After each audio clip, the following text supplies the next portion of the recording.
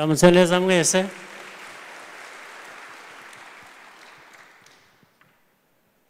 Bayobozi ba RPF, Inkotanyi muri hano, Chairman, Vice Chairman, Secretary General, Commissioners, namwe mwese bayobozi ntore za RPF, hanyuma n'abatumirwa. Abatumiwe abayobozi mu nzego zitandukanye z'igihugu cyacu, nk'uko dusanzwe dukorera hamwe, byabaye ngombwa ko mu nama nk'iyi tubatumira tugafatanya. Nishimye rero, iyi ni inama ya mbere tugize muri uyu mwaka.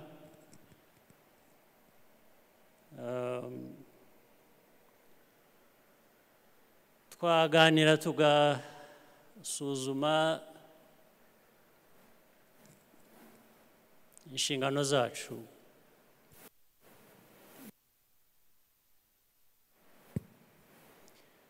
Inshingano zacu uko tuzifatamo, aho tuvuye aho tugeze, ibibazo byinshi byugarije igihugu cyacu ndetse binugarije isi yose. Ntabwo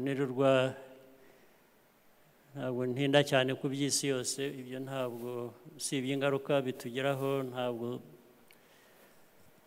tubifiteho uruhare runini cyane mu kubikemura.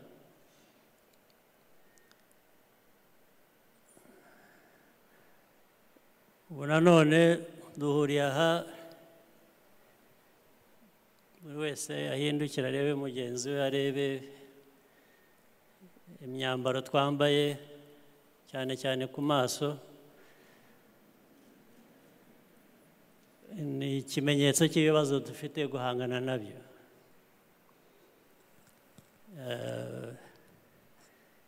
Ariko ngira ngo mu Kinyarwanda hari izina ryarahindutse, naho ryarayobyaga, ntabwo abantu babyise ko ari agapfukamunwa, so abantu bakipfukira umunwa, amazuru bakayihorera,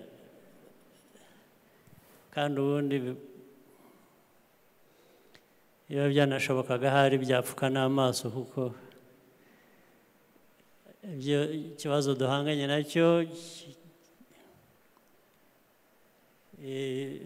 virus inyura mu maso, mu mazuru, mu kanwa, tuba tuyirwanya ngo ubu gituma nkavanyemo nagira ngo mbone uko mvuga neza, kandi nzi ko mwambaye iyo myambaro myiza, kugira ngo mwafashe n'urukingo. Ari uri aho utarafashe urukingo? Icya kabiri, ngira ngo hari byabapfutse umunwa munanirwa no gusubiza, ariko ubwo hanyuma ngira ngo no gupimwa, abantu baba bipimishije mbere y'uko baza hano.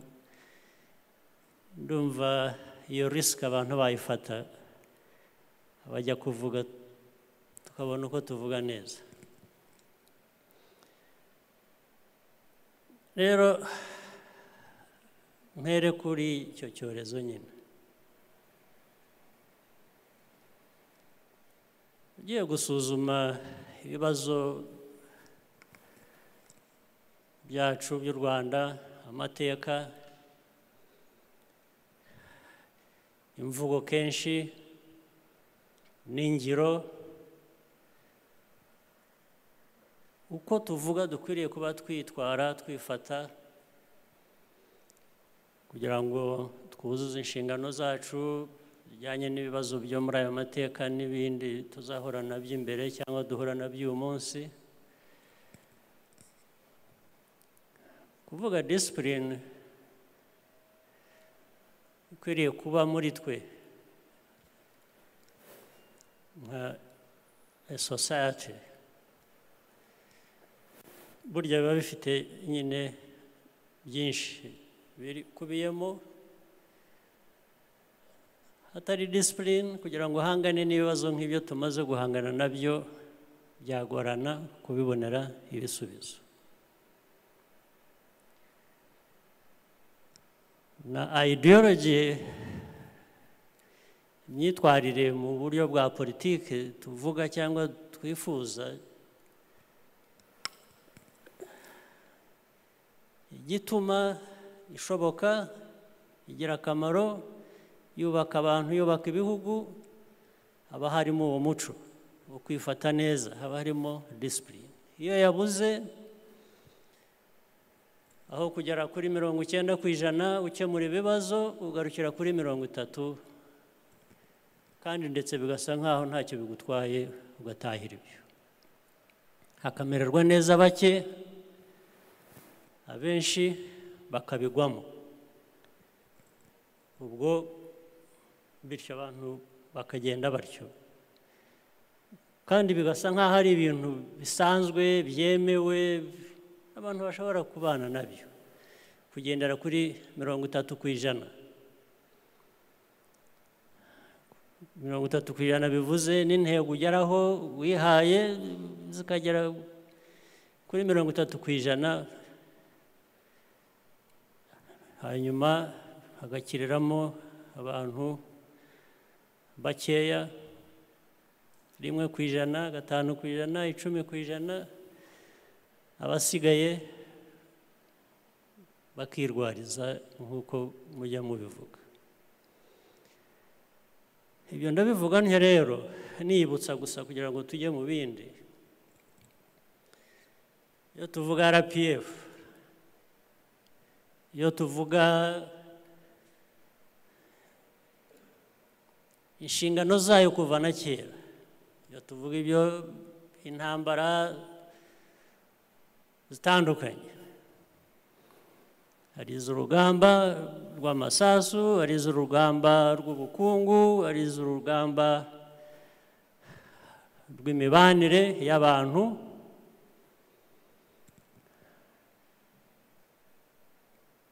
RPF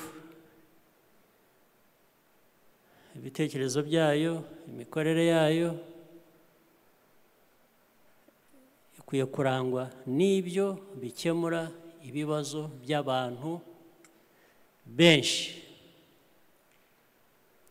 bitari uguhitamo. Ntabwo ari uguhitamo umwana wa kanaka, ntabwo ari uguhitamo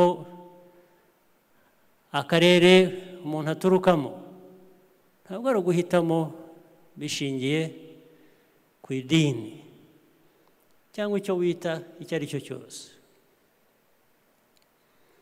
RPF imigambi yayo, aho ishingiye, imizi yayo ni mu Rwanda, ni ku Banyarwanda bose, nta gutandukanye. Ni nayo mpamvu ibyo navugaga mu kanya byo ibibazo byagiye tugerageza gukemura, harimo n'iki cyorezo cy'ejo bundi tukirimo n'ubu,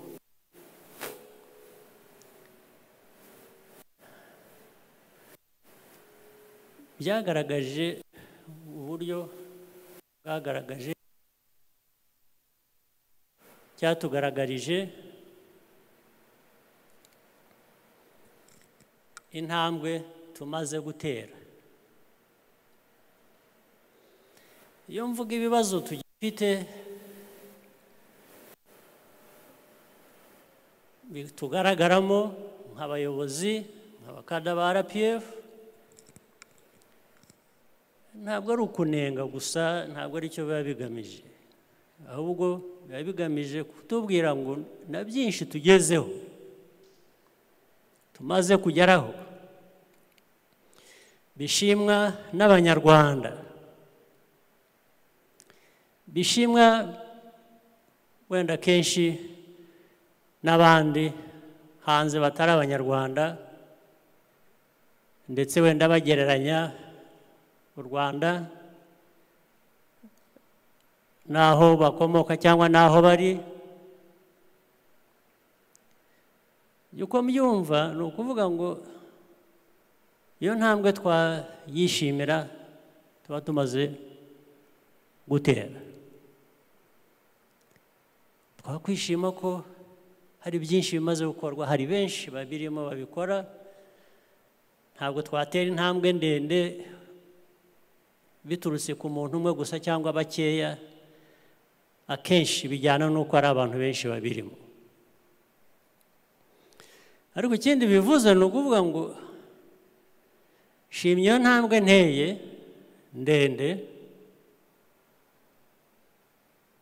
ariko niba narashoboraga gutera ebyiri ndende kuki ntabikora? Niba urwego ugezeho rushimishije, iyo byarashobokaga ko ushobora no kugera ku rundi rwego ruruse n'urwo, kuki bitashobotse? Kuki bitabaye gutyo? Kuki aho wagombye gutwara umwaka wose kugira ngo uhagende, niba byarashobokaga mu kwezi kumwe, kuki atari ko byagenze? Wese waba ufite ikibazo ushobora kugikemura mu kwezi kumwe ugategereza ko umwaka ushira, ubwo bwaba ari uburyo bwo gukemura ibibazo gute? Kuko kutegereza kandi byashobokaga ni kutakaza, kuko ushobora no gutakaza n'abantu. Niba washoboraga kurengera abantu 1000, uzarengera 100. Kubera iki?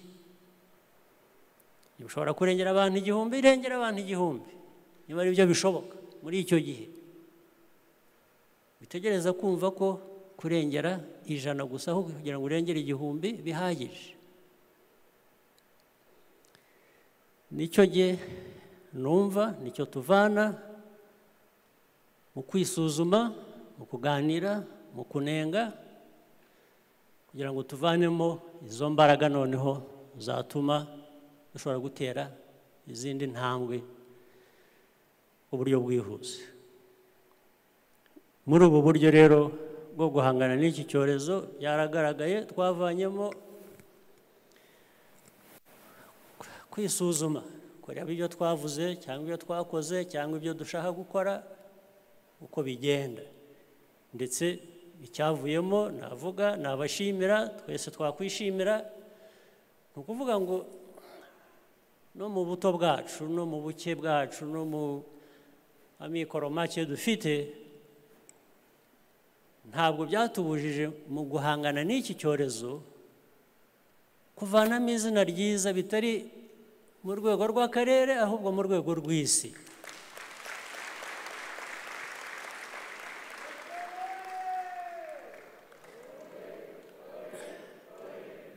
Nicyo duhora tuvuga rero. Ikintu cya mbere ni wigirira icyizere ukavuga uti birashoboka, kandi koko birashoboka, kuko hari ingero nyinshi zimaze kugaragara. Ariko ntibibe birashoboka gusa, bikaba birashoboka kandi ukabikora kugira ngo ugaragaze ko bishoboka.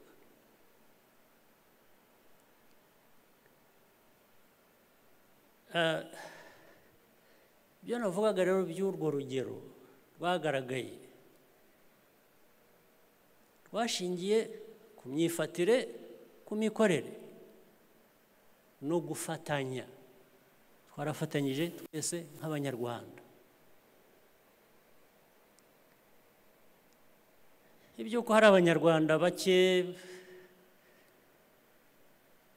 bateye uko bateye, bavuga uko bavuga, bakora uko bakora, bitandukanye, n'ibi byose bikwiriye kuba bituranga. Ibyo bizabaho, ibyo ni ibisanzwe, ibyo ntacyo twabikorera. Ni ku isi iteye, ni ku abantu bateye, ariko ni twiyibutsa ngo iteka duhora turi ku rugamba. Iyo hari abantu bake bagiye iruhande birirwa bandika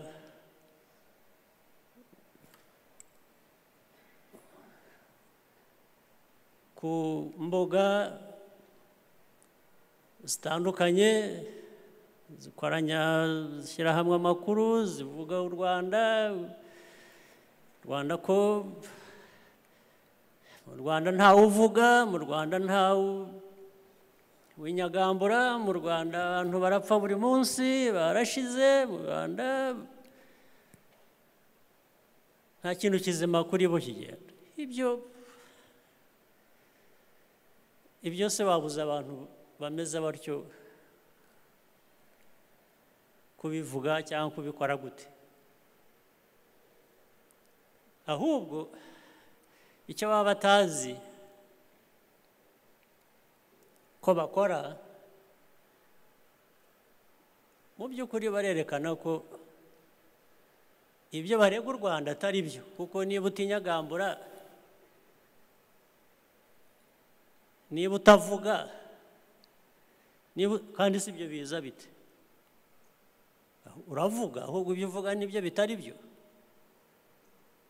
Baravuga, ntawe uzabuza abantu kuvuga, n'abavuga ibitari byo baravuga, niba abo ngabo nyine.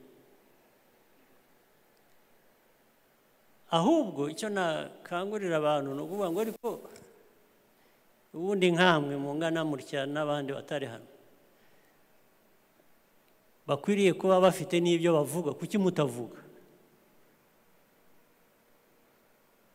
Mubuzwa n'iki kuvuga? Ahubwo ari mwe nibwire ko muri ba bandi bavuga ngo twe ntabwo tuvuga, turakora gusa. Bizatwara igihe kugira ngo munyemeze ko ariko bimeze. Nimukore, nimuvuge, mukora ibizima, muvuge ibizima. Ubwo nabwo ni uburenganzira bwanyu. Wese abakora ibibi, abavuga ibibi cyangwa ibitari byo, niba bafite uburenganzira bwo kubivuga cyangwa kubikora, mwe abakora ibizima mubuzwa n'iki kubikora mukanabivuga? Kuko iyo bitabaye bityo, ukora ibibi, uvuga ibibi, arakwangiriza. Bigeraho ni nk'uko waba ufite amazi meza ayunguruye rwose ameze neza, umuntu akagumya adonyamo igitonyanga kirangi. Aya makaramu twandikisha agira ni wino, aguma ashyiramo igitonyanga cy'ubururu, ejo akongera agashyiramo ikindi. Iyo utagize icyo ukora ngo wongere uyungurure uvanemo biriya bibi bashyiramo, ya mazi arahinduka akaba rya rangi ry'ibyo bariho bashyiramo, nubwo ari igitonyanga kimwe bongeramo ikindi, bongeramo ikindi.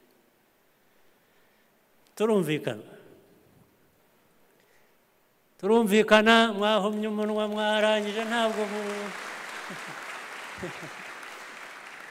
mukivuga.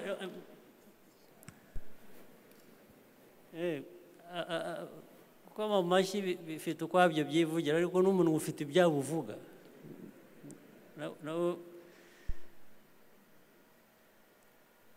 Rero hari ukuntu twifashe muri iki cyorezo, agira ngo mbanze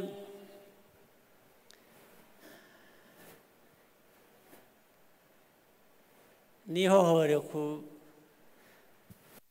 bahuriyemo n'ingorane mu byemezo bigiye bifatwa kugira ngo duhangane nacyo.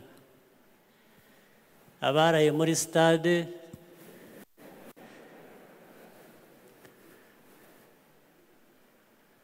abandi ntabwo ari stade gusa, ubanza hari n'abaraye muri za purizo hari cyangwa n'ubu barimo. Hari n'abandi barusimbutse ku mpamvu zindi zitandukanye.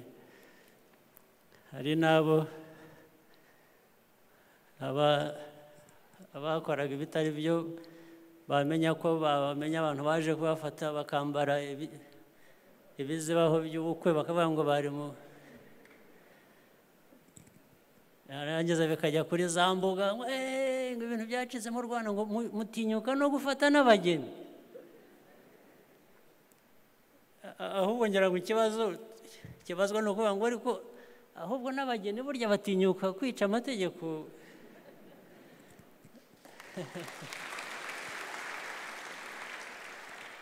Usibye ko hari ibyo nasomaga kuri izo mbuga baje kumbwira ko abo bantu bitwa ko bafatiwe mu bukwe n'abantu bageze batya bari mu bindi nabyo wenda bijyanye n'ubukwe.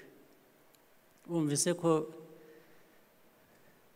niba ari abapolisi n'abarinde baje baranyaruka barihinda bajya gushyiramo imyambaro y'ubukwe, ariko ntabwo muzitegereza neza mu mafoto iyo myenda nta n'ubwo iteye ipasi kuko ntabwo babonye umwanya wo babihuje gusa bagira ngo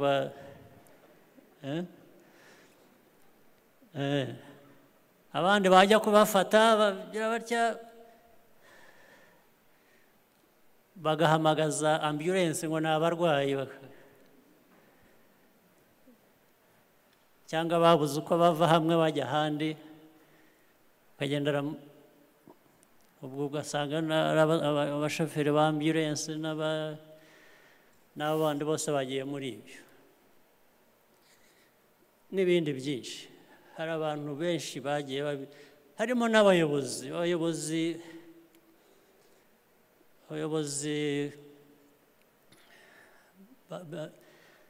nabo bageraho bakatwangiriza, byaba corruption, byaba gukora ibintu bidashyitse ku nshingano ufite, cyangwa se ukaba ufite inshingano ukazitezukaho ukajya gukora ibindi. Ibyo ntabwo bijyanye ibyo duhora tuvuga, ibyo duhora twifuza ko dukora kugira ngo igihugu cyacu gitere imbere.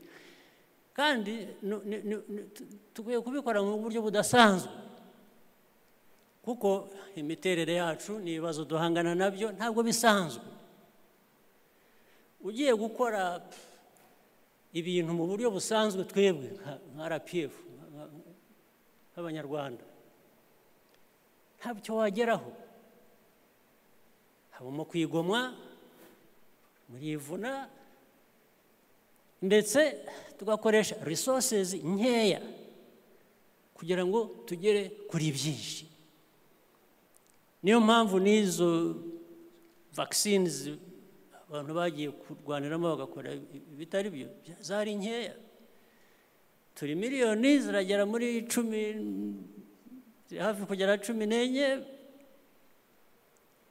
haza vaccines z'ibihumbi 400 wenda. So ibihumbi 400 mu bantu miliyoni 10 n'izindi udakoresheje uburyo buzima waramira nde? Erega hari n'ushobora kuzifata akazambutsa umupaka akazigurisha abandi. Birashoboka. Iyo hatari imikorere mizima zizagera hano bazipakire bashyire mu container mwumve ngo zambutse umupaka zagurishijwe abantu bangahe bashyize mu mufuka wabo. Cyangwa kuzibona harangiza abafite ubushobozi, abayobozi mwebwe, abajenerali, abaminisitiri, abaki, mukirebera bene wanya abariho muziha rubanda bakagwa iyo baguye. Iyo mikorere yaba ari imikorere ki? imikorere ni imikorere RPF tugomba kwibutswa. RPF bakada abayobozi mwicaye hano, ibi ni ibintu umuntu agomba kubibutsa buri munsi kugira ngo ibintu bikorwe ari bizima. Ariko ninde ufite inshingano yo guhora yibutsa buri wese, ariko buri wese yiyicariye ategereje ko baza kumwibutsa? Niba batamwibukije ntabwo ari bukora ikintu kizima. Gute? Kuki? Iyo tuvuga ngo twese iki gihugu ni icyacu, ntabwo urabanura kuki ineza y'icyo gihugu yagomba kuzwa n'abantu bake, abandi bakikorera ibyo bashatse bibareba gusa bitareba abanyarwanda muri rusange? Ni ukubera iki? Byashoboka bite? Byereka bishyira iruhande. Cya gatatu mu myanya hoze mvuga, muri uku kwezi tugiye kurangira turibuka. Ukwibuka cya mbere kibanza twibuka abantu, twibuka abantu bishwe batagira uko bangana bazize icyo bari cyo.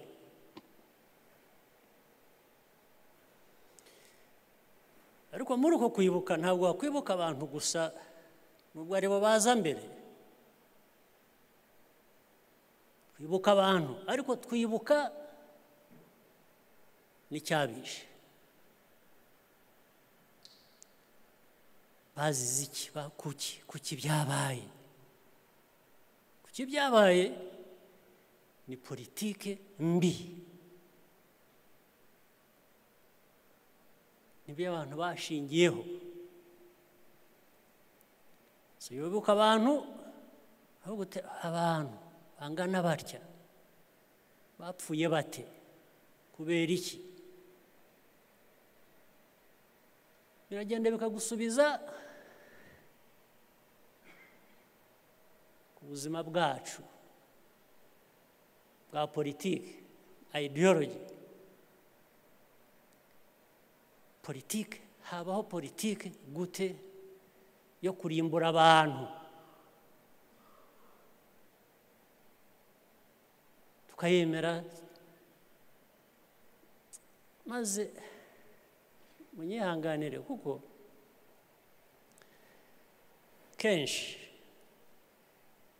iyi politiki yarimbuye u Rwanda, yarimbuye abantu, igice kinini cy'Abanyarwanda.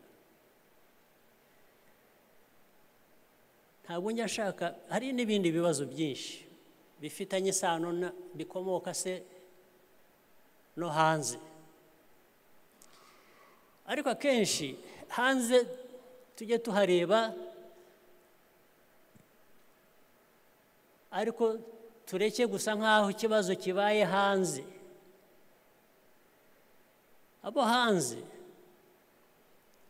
the external factors or external actors cannot succeed here in the country without collaborators. So tujye tubimenya ngo in actual fact nitwe tukwiye kubanza tukisuzuma mbere na mbere yuko dusuzuma n'ibindi. How did we accept? How did we accept to be divided to the extent that a Rwandan, no, even went to the extent of, in a family, single family, internally, people turned on each other.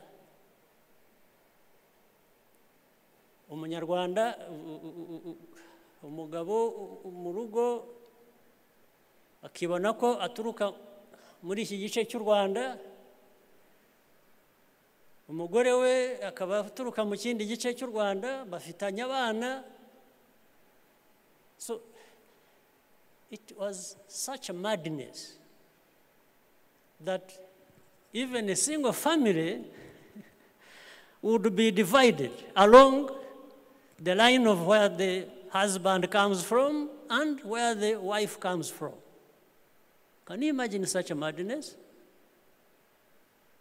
Did it happen or not? It happened. How can such madness happen? And how can we call it an external factor that caused it? An external factor, the way it works, or these actors from outside, is to come and say, oh, you are this, you know? So you first have to accept it. Kugira ngo ukubira kwa yikubwiye nguri iki cyangwa uruyu ukabyemera. Yarangiza kuvuga nuriye nuyu. So you are different. And the meaning of that difference is that you must stand on each other. And you go ahead and do it. So can it be a problem of this external person who comes and convinces you you are this, and convinces the other one that is this, and then convinces you to say you turn on each other? Of course, this is bad enough for an external person to come and do this. But it is worse for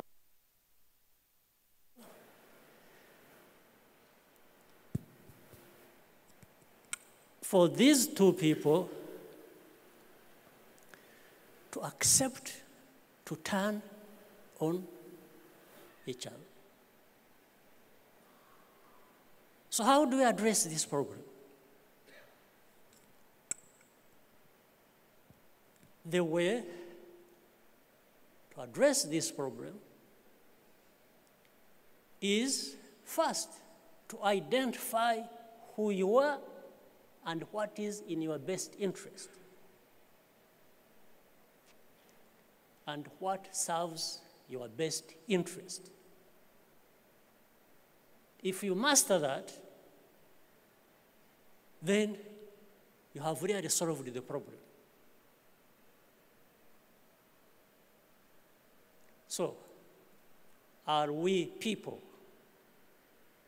to Abanyarwanda, can we be the people who cannot identify who we are and who cannot identify what our best interests are and how to achieve them? Would you accept to be such a people? This is the question.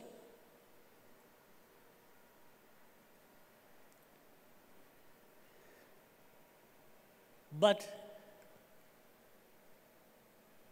failure to be able to identify who you are and what your best interests are and what serves your best interests is contributed to by this indiscipline that we keep talking about and pointing to every day. If you're not disciplined enough, then it will be difficult for you, for everybody, to come together to identify who we are and what serves our best interests.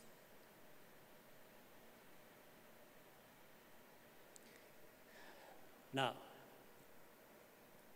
iyo byatunaniye rero, I'm sorry for those who batumva icyongereza mumbabarire mugerageze musemurirane wazo kwicara iruhande, hari ibintu bimwe bitihuta kubivuga mu rurimi bundi rwawe cyangwa icyereko murabyihanganira. ibi byose bimaze kutunanira rero kumenya abo turi bo n'icyo dushaka n'uko dukwiriye kukigeraho, nyine iyi mico mibi yose niho ivukira, niho itujyamo. Hanyuma ahubwo ba bandi bo hanze, the external actors navugaga, cyangwa external interests bo hanze, niho babonera umwanya wo kudukiniraho koko bose, bakatujyamo bakadukina, uzi nigeze kubacira umugani nkunda numvise ahantu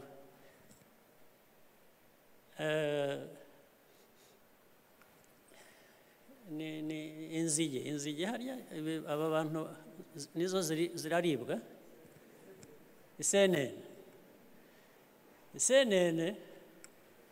mujya mubona n'abantu bagongwa n'amamodoka yirukanye isenene ku muhanda, akambukiranya umuhanda atareba n'imodoka ikakubita abantu, barazikunda cyane zirya senene.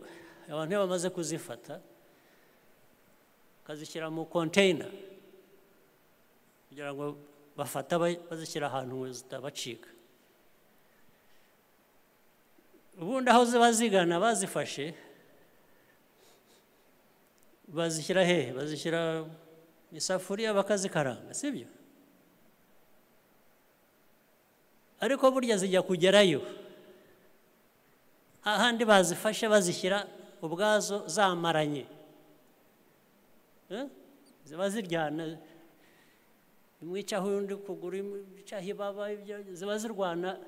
Ariko umugani rero uvuga ngo zibagiwe ko ziza kujya mu isafuriya imwe bakazikaranga bakazirya. Reba rero ziraho zitegereje ko bari buzishyire mu isafuriya bakazikaranga bakazirya, ariko zamaranye igihe zitaragerayo. Namwe rero abanyafurika natwe twese mureke kumera nk'isenene. Uriya ubategereje kubakaranga arabihorera mukabanza mukaba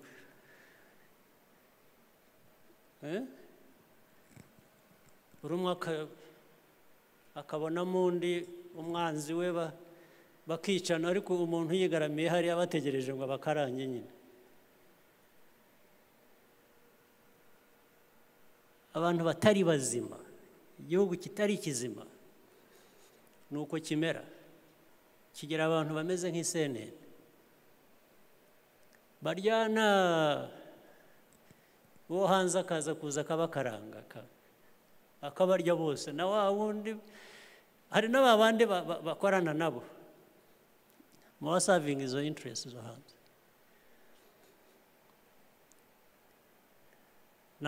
Hari ibindi rero bikorera ubwabo abo hanze batagomba kuba. Ariko gihe nabarokotse kera babwira uko nshaka ko nagira ko bangira bateze.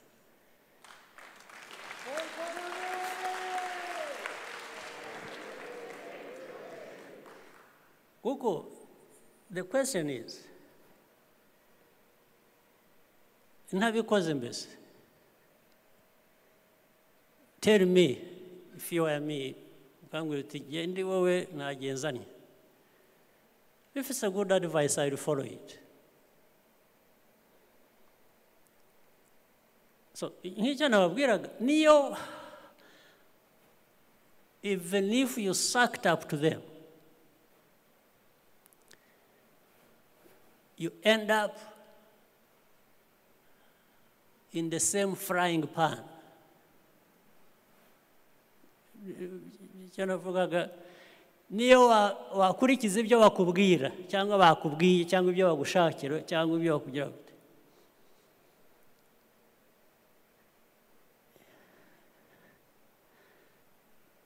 you will end up in the same frying, still ending up aho bagukaranga. You know what I mean? There are so many examples to learn from. So many. Keretse udashaka kwiga.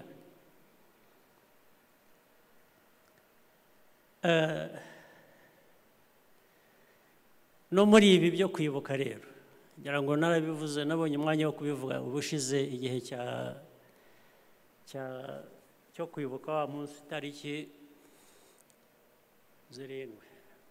Ejo bundi nakurikiranaga badare bafite ikiganiro na Anyedo de Ghanaian n'abandi muribuka ibyo bavuze ababikurikiye berekana ukuntu na mbere hose dinayo guhakana ibyabaye ari ibintu byatangiye kera bavuga bati okay ibi ntabwo tuzabibuza kuba ntabwo twabibuza nta bushobozi dufite ariko twifiteho ubushobozi twebwe dufite ubushobozi bwo gukora bike dushobora gukora byo gukoresha ukuri dushobora gukoresha iby'isi imiterere yayo ibizaba ibizagera bite twe biraturenze ariko kuki tutakemura kuki tutahangana n'ibibazo byacu dushobora guhangana nabyo dushobora gukemura abo bo hanze ntacyo twabikorera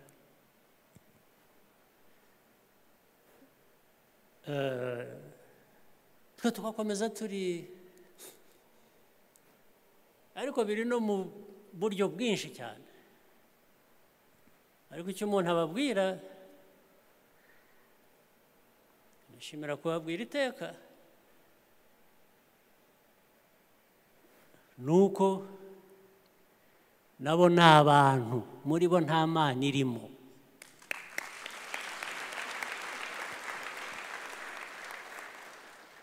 ni ikiremwa muntu nkanjye ibyo bakora ni abantu uza kumbwira ibyo u Rwanda rukwiriye kuba rukora cyangwa iki okay ndagutega amatwi ntabwo nakwanga gutega amatwi rwose icya kabiri niba hari ibibi u Rwanda rukora cyangwa abanyarwanda bakora hari ibibi by'ubwoko bubiri hari ibibi bikorwa n'abantu iteka mu gihugu muri buri gihugu cyose nta gihugu na kimwe n'abo ngabo bita ibitangaza nta gihugu na kimwe kidafite ikibazo ndetse n'iyi covid ubwabyo yarabitweretse ariko na covid itaraza abantu bafite ibibazo kuko murabizi ibintu bya racism ibintu bya abantu nabo birirwa bapfa baraserwa ku mihanda kubera ko birabura abantu birabura gusa kubera ko umuntu yirabura bakamurasa akagenda ibintu bimaze imyaka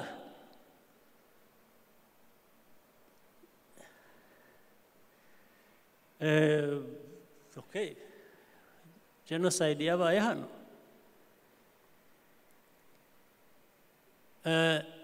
ibi ni ibintu biba ku rwego igihugu icyo ari cyo cyose ntabwo cyangwa abagira batya bakaraswa gusa ku mihanda hehe ku mugaragaro kubera ko habaye amatora mu bihugu runaka ushyigikiye pariti runaka rirwanya ubutegetsi buriho buri wese akaraswa ku muhanda ku mugaragaro bakarasa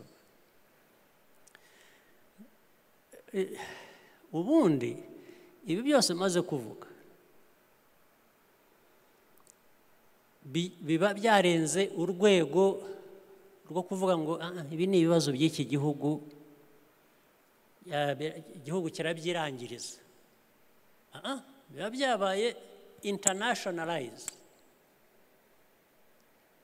Hari ibibazo biba internationalized, abantu bakwiye kuvuga ngo ibintu se abantu baricwa bararaswa batya ku mahanda mu barungano ry'abantu gusa biraho bati no igihugu n'ubundi nibyo gikwiye kuba kirangiza ibibazo bimwe ariko byageze ku rwego, ariko ibindi bibazo bisanzwe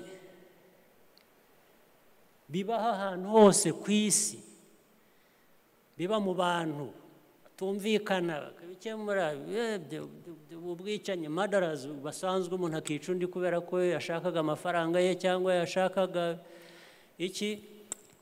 Ibi ni ibyaha birangizwa n'ikibazo n'igihugu ubwacyo,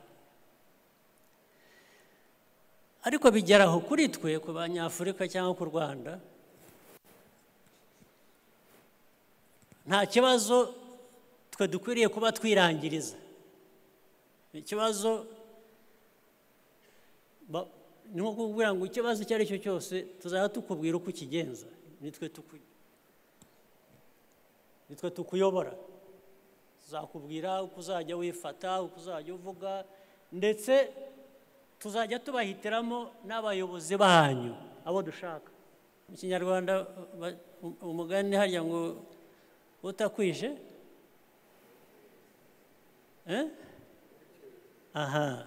utakwishe aragukerereza.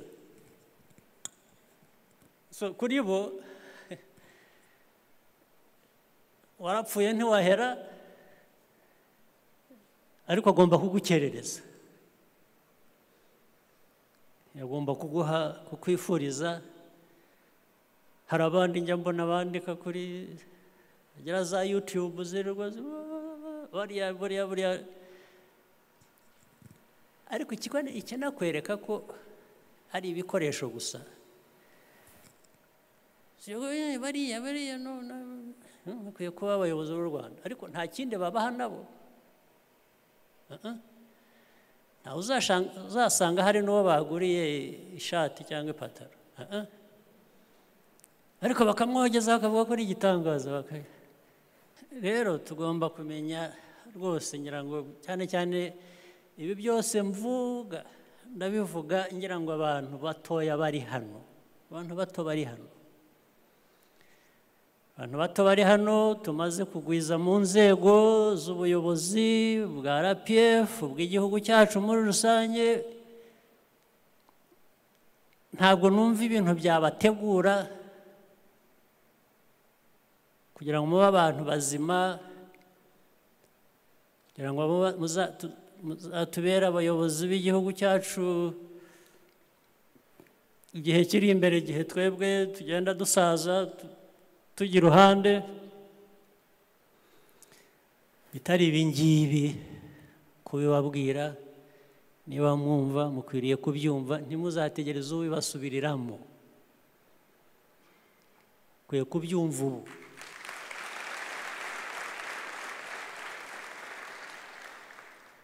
Mubyumve, mwihitiremo, muhitemo icyo muzaba, icyo mushaka kuba, icyo mushaka ariko ubyumve, wumve, ugire imyumvire ihagije, hanyuma uhitemo. Uvuga uti ariko ibi ngibi byose bavuga by'iki gihe ndashaka kwibera nka ya CNN. Okay, muhitamo kuba CNN, it's your choice. Uhitamo kuba icyo ari cyo cyose. Ibi byose rero ni ibintu dukwiriye kuba tumaze kunyuramo, tumenyereye. Nyine bamwe muri twe bakuru, abato wenda, ariko namwe mushatse kubimenya mukagenda mwiga mubaza, birashoboka, byazabafasha. Uburyo bwo kuyobora, bwo guhangana n'ibibazo bitandukanye burahari, bumwe bumaze gukoreshwa, haba hasigaye choice. Ariko no mu bindi ibyo ari byo byose, ibyo dukorana n'abantu bo hanze, ariko iteka tuba twikorera, ntabwo dukorera abo hanze. Ugomba kumenya iyi si turimo uko uyifatamo, tugomba gukora ku buryo budasanzwe, twebwe tukabyaza bike dufite umusaruro mwinshi, tukamenya abo turi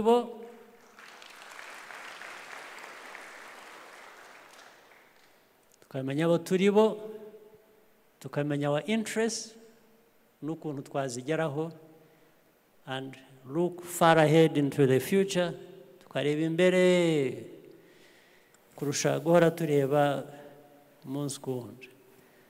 Murakoze cyane.